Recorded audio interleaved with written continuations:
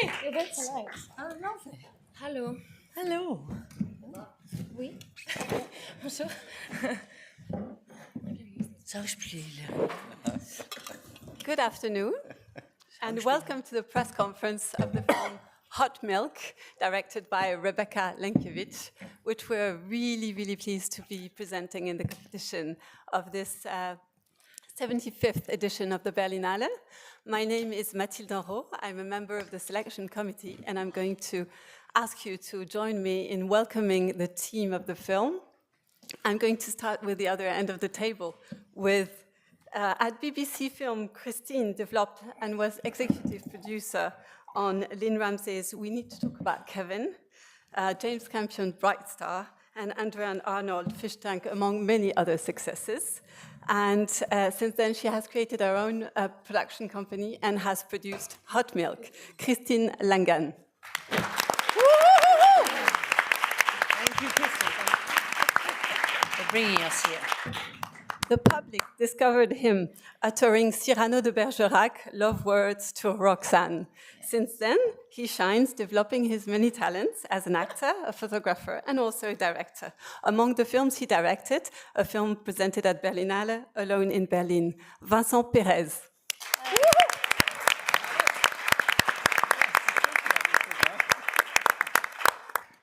Born in Ireland, she's one of Great Britain's greatest actors and is renowned internationally.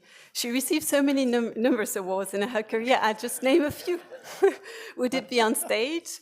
She shines with the Laurence Olivier Award for Best Actress, or in television with a BAFTA Award as Best Supporting Actress in the hit series Killing Eve. In film, she's known through her role as Harry Potter's aunt, Petunia, but also in Terrence Malick, The Tree of Life, Brian De Palma, The Black Dahlia, and the film Colette by Wash Westmoreland. Fiona, show.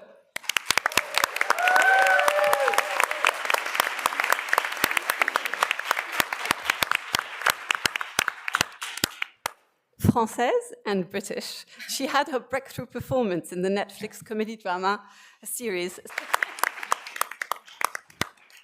Now, I'm going to ask the first question, and then I'll take questions. So my first question would be to you, Rebecca. So you've written a lot of successful original plays and scripts, and you decided to adapt the book of Deborah Levy, Hot Milk. What made you decide that this book would actually be the one that would sign your debut as a filmmaker? Well, Christine Langan asked me to adapt it, and I very much wanted to work with Christine, and I loved the book, but I felt that I wanted to inhabit it from start to finish, and I wanted to have those characters imagined as I was imagining them. So it was just time to say, I will adapt it as long as I can direct it. And Christine welcomed me, and it was the psychology of the novel, the brilliance of the characters, the complexity of the emotions, and I could see it, feel it, smell it. So that was what compelled me. So, one question here. Hi, hello, I'm Perez from Art and Television Germany. Nice to meet you all. Hello. Nice to meet you, Fiona. I'm a big Star Wars fan. And so how is it for you being here at Berlinale? And you're amazing in Andor. Amazing. And how is it for you being... Any questions about Andor? How amazing is it for you all being at Berlinale and presenting your new movie? Is it like being just in another country? Is it just some kind of thrilling because it's a whole other audience? It's one of the biggest festivals in the world. So how is it for you presenting all your new movie this evening? It's my first film festival ever. I'm 66 years of age and I'm like a child, so I am having a ball.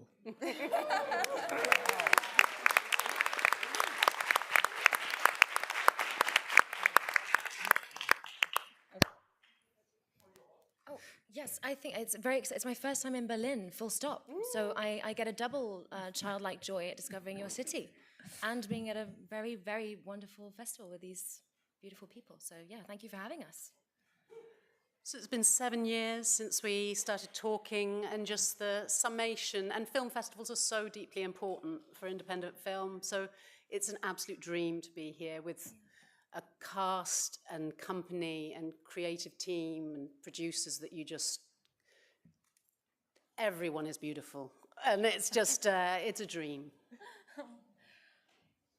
Yeah, it's cool to be here. But I would like to talk about the film. Yeah. Right? I mean, I'm happy to talk about the film, actually. Yeah. There was a question here. Yeah. Hi, Natalia Zhuk, Carta Berlin. First of all, today is a day of love confessions, and my confession to you all, because it's a wonderful movie in terms of writing and the ensemble. And I'm also a huge fan of your writing, like for ages, because your plays are wonderful. And my question is, first, what was there, if there was, rehearsal process, and how did you work with this text in terms of mise-en-scène, this proximity and closeness between the characters, because it feels very intimate, and all the dialogues, you believe in these relationships. So yeah, the question to the whole team, basically. Thank you. Well, I started talking with Christopher Blaufelt very early about how we would shoot it, and Christopher has an incredible aesthetic. And the casting just blew me away, that people had faith that we would all come together. And we didn't have rehearsal time as a group, so really it was everyone arriving and talking through things, but there wasn't a formal rehearsing.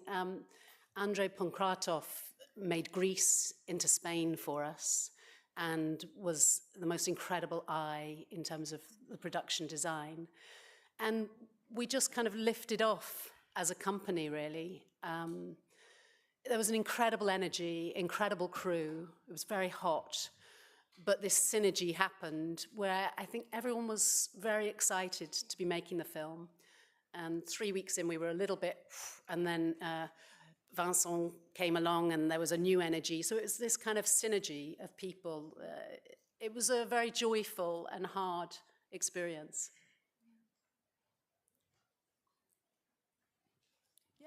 Yeah. Hello, everybody. This is Mark Harapetian, publisher of film magazine Spirit, A Smile in the Storm since his 16th living year. So many talented people on stage and in the film. My question goes to the director. How would you describe yourself as a director? Are you a gardener like Stanley Kramer, who wants to feel all of the actors comfortable, or you are a dictator like Otto Preminger and you are the boss on the set? Yeah. Thank you. I just think we should talk about the director. maybe we should answer that. over to you, yeah. I don't want to cut in, but I think, no? Yeah. Emma, do you want to go first? I can, yes, if I may. Rebecca is by no means a dictator.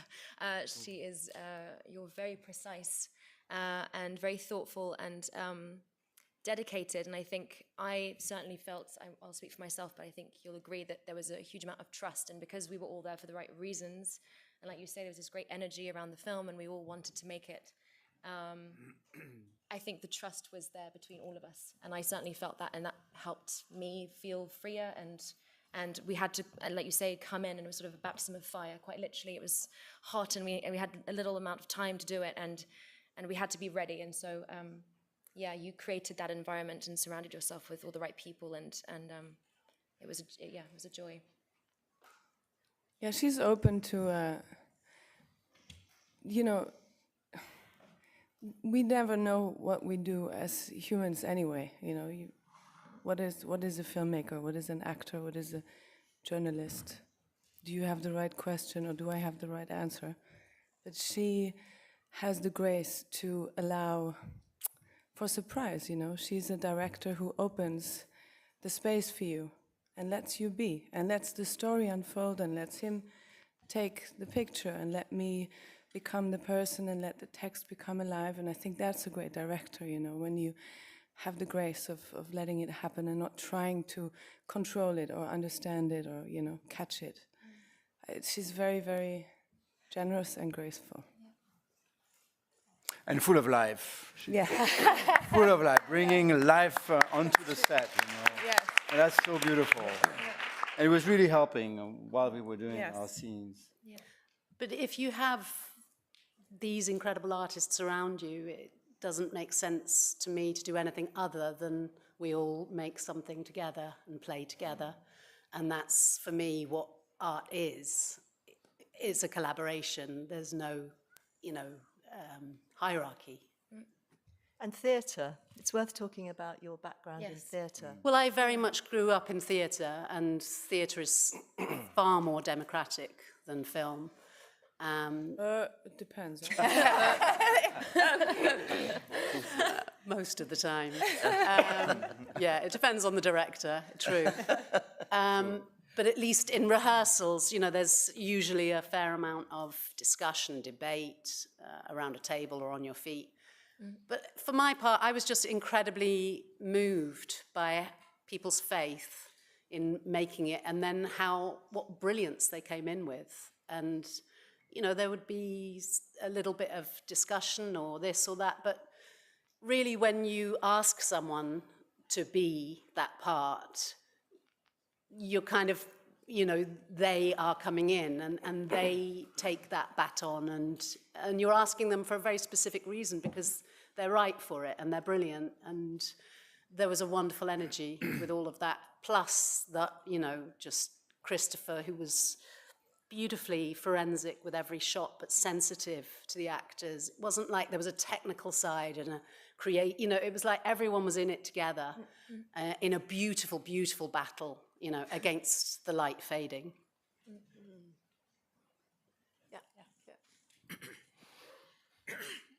Claudia Schulmerich, Weltexpresso Frankfurt. Am Anfang sieht man, es ist eine Versehrte. Dafür spricht der Rollstuhl. Aber dann sieht man eine junge, sexy, mit allen Vorzügen ausgestattete junge Frau, die dann auf eine ebenfalls wie eine Nomadin über den Strand reitende, und man hat ganz andere Assoziationen von Freiheit und sonst was, als es dann weitergeht. Und meine Frage wäre, ist das mit Absicht so gemacht, dass wir erstmal im Film sozusagen was Falsches denken? Aber meine Hauptfrage ist dann eigentlich, die 3 versehrten Frauen, das ist ein Frauenfilm. Und was ist mit den Männern? Ich frage jetzt mal nochmal nach den Männern.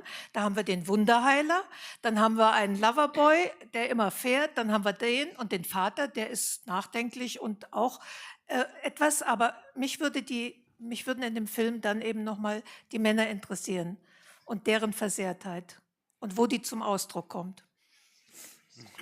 Ich glaube, es ist ein Frauenfilm, da kommt die Männerversehrtheit nicht so sehr zum Ausdruck. Oder? Nein, weil ich frage mich das jetzt auch gerade. I think we all crippled in a certain way, I guess. But I didn't.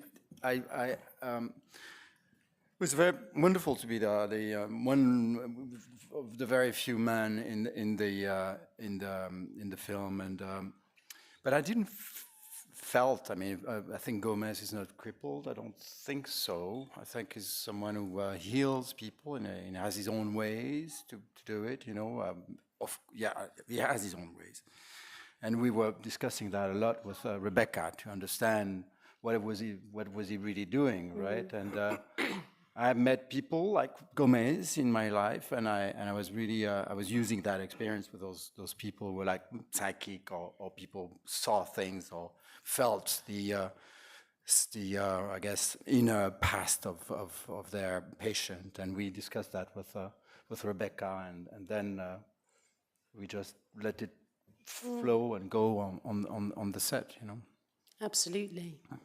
Somewhere it's about failure.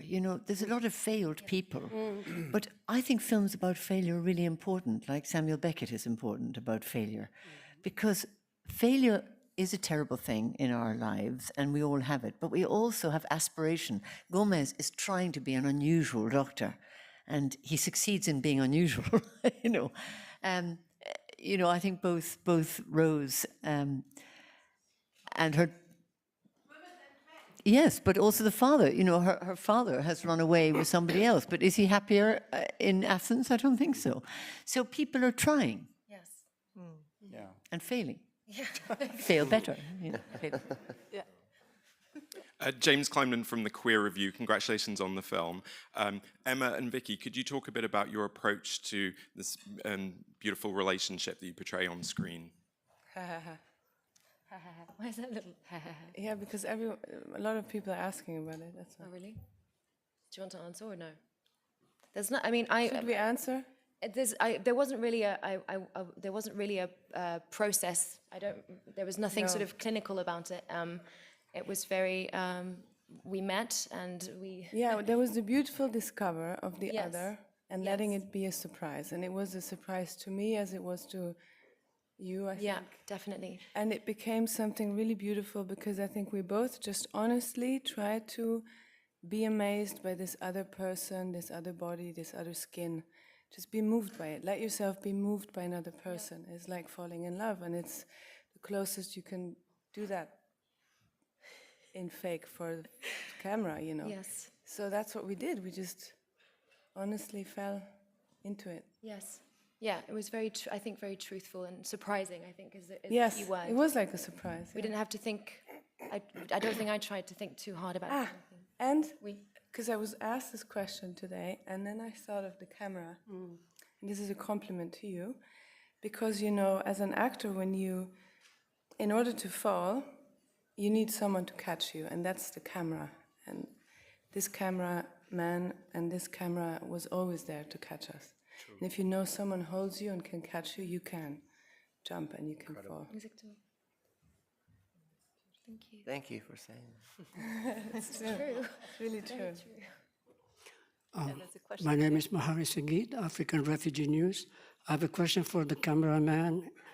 There is a chemistry between your work and the music of the film. Can you tell us more about it?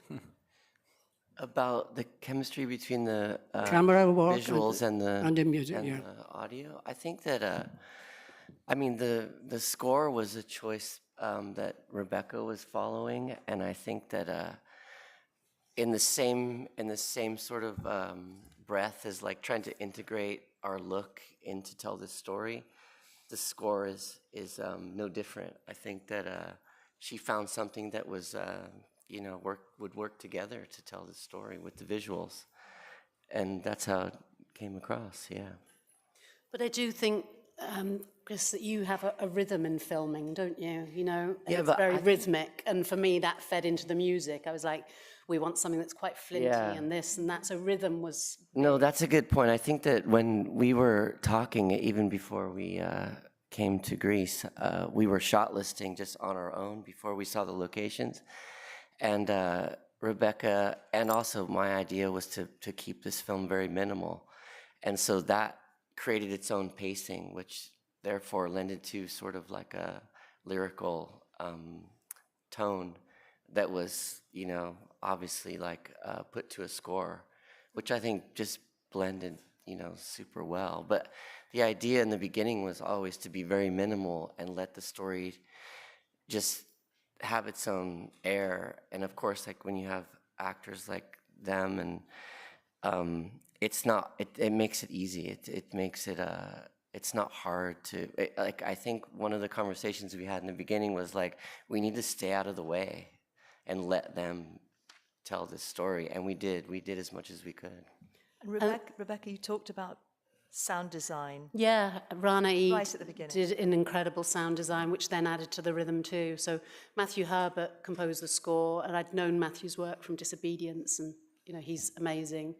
And then Rana Eid came in, who was working from Lebanon, doing this incredible sound design. So we had all these different rhythms, and then of course the edit, it has its own rhythm with Mark Towns and Amy Pettifer. So this kind of rhythm happens, or tension. Rebecca says a lot of things happen, but she actually kind of creates them and brings them together. They don't happen of their own accord. She creates the perfect environment for them to happen and chooses the right people to bring them about. But she does also slightly seem to disappear and let people breathe. It's a really wondrous skill for a director. Thank you. Hi, question here from Brazil, Rodrigo Fonseca from site C7. Rebecca, without spoilers, you gave us one of the best ending scenes I've ever seen here at the Berlinale. I would like to take this ending sequence to ask you something. The movie has many layers. It talks about desire, it talks about cultural discovery, many other things, but I think there is a touch of reflection on dignity in the end, dignity in a situation of sickness, pain, everything else. We've been watching many good films recently, since Almodovar's The Room Next Door, talking about this issue. I would like to, if you could elaborate a little bit about this perception on dignity in the end, and a possible relation between your film and all those films connecting to this subject. Thank you very much. It's a big question, and there's a lot of talk about assisted dying in Britain at the moment. And it's very pertinent to me. My father was chronically depressed, and age 62, he chose to check out of this crazy world. And I think he could have had a far easier time of it if certain laws had been different. I know that was hard. And in the case of Rose, you know, it's life and death. You know, do you choose life or do you choose the other? And I feel strongly that, you know, we hurtle into the world in birth, and death, you know, if we are compos mentos, then we should be given a choice if it's a clear-cut, you know, chronic case of palliative care or sickness. Christine could talk about this maybe, but or Fiona. But it's a big question, and our ending in the film, I think people will come away with different conclusions. Yeah, Fiona, did you want to? Well, only to say that your father was an artist, and I think, you know, Rose is not an artist, but she wants life. You know, people, I mean, I think this is a big issue, but in this story, they're full of life. You know, they're full of life, and it's when it's intolerable or a situation makes life impossible that that cavern opens and you look down into the abyss. Yeah, I think it's so interesting that this is being talked about. Nobody really knows the answer. There are so many opinions. It's very, very live. But it's been going on for a really, really long time. Deborah's instincts brought her into this territory as a writer.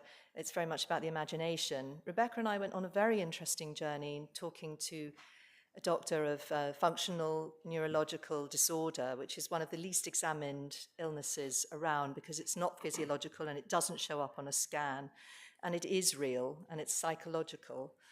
And so it's an incredibly rich area of life, you know, but it cuts to really the human condition and how complex it is, and I think the film is really it concerns itself with an exploration of that without always having all the answers. It just sort of says, who are we as humans? How do we rub up against each other? And how do we find a way through all of this? Yeah. We have time for 2 more questions only. One here and one here. Hello. A question from Nagon Film in France. And I have a question for Rebecca. We talked about the screenwriting process, and I was wondering, personally, I think the film is a brilliant interpretation of Hot Milk, a book that I like very much. So I was wondering if Deborah was involved in the screenwriting process in any way, and could you talk about it? Thank you. Well, Deborah was the word, of course. You know, we started absolutely, or I started from the novel, and I've adapted before, so I'm used to that process of, you know, just absorbing a novel or a documentary book and then going from there.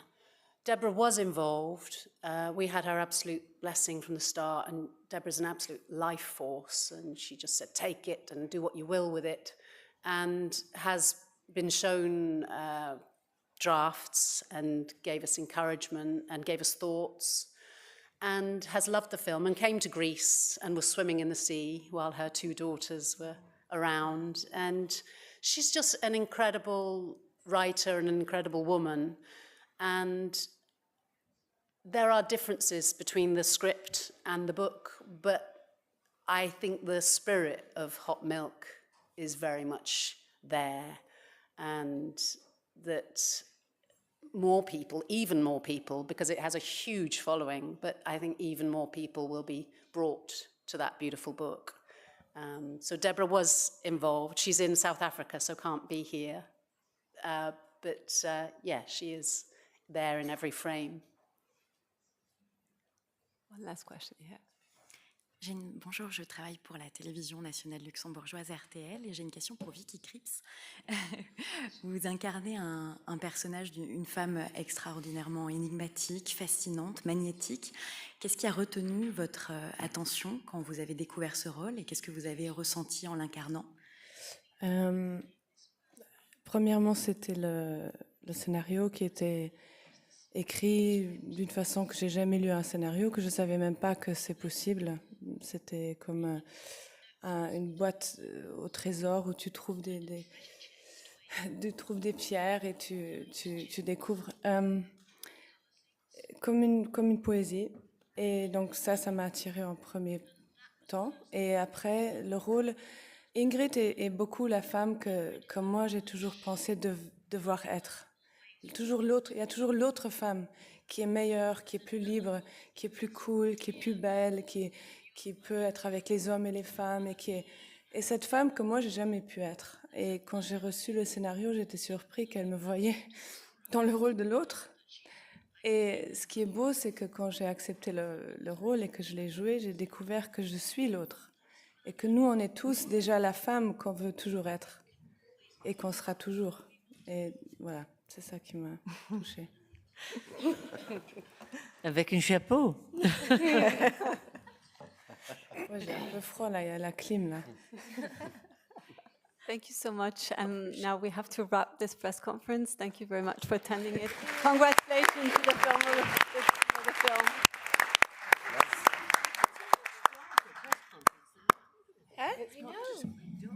I know. Yeah. Thanks. You were really good. You were really good. Oh, was it? Oh, good. Fiona? Yeah. Oh, me? Oh, sure. Oh, all together, Grace. Yes. Sorry, I don't know where to. Oh, okay. Yeah. I don't know. I know. This is the film. I didn't think the film was that dark. Yeah. Well done. It was so dark. It's so sad. I think the film was much more full of life.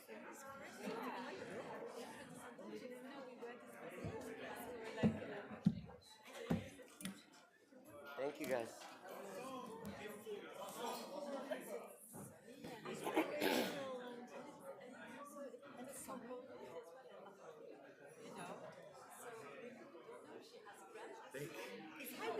You got good shots of me? I appreciate you. Thank you. Yeah, PM60.